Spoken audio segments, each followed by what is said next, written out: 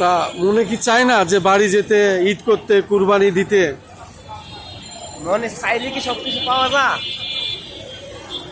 আল্লাহ কি সবারই বড় লোক বানাইলে গরিব কাটবো কাটা, রিক্সা চালাবো কাটা, বাড়ি কাটবো কাটা? গরিব বড় লোক মধ্যস্থ সব আল্লাহ মিলেই বানাইছে।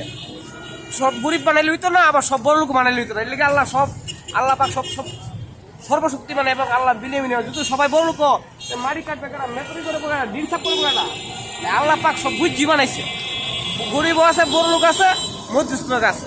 তাই আল্লাহ যে বড় লোককে ফরমাইশ দিব গরিবে কাম করবো, আর যদি সব বড় লোকে যায় তো বড় লোকের কাম গরিবে করতে না, বড় লোককে বড় ফরমাইশ দিলে করতো না, হারাম দেখাইব।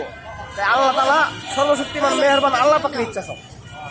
তা ঈদের জামাত কোথায় পড়া হবে, কোন জায়গায় নিয়ত আছে কোথায়? রোজার ঈদে তো আমরা সংসদ ভবনে যে জিয়া উদ্যানে খালেদা জিয়ার মাজারে জিয়া উদ্যানে রোজা ঈদে ফুল দিচ্ছিলাম।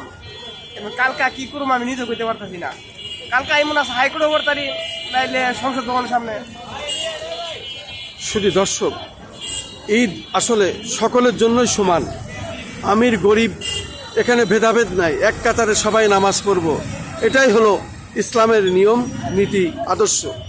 আমরা এটাই বলতে চাই যে আগামীকাল আমরা কুরবানি ঈদে পশু কুরবানি দিব, এবং পশু কুরবানির সাথে সাথে যেন আমরা আমার মনের কুরবানিও যেন দিতে পারি।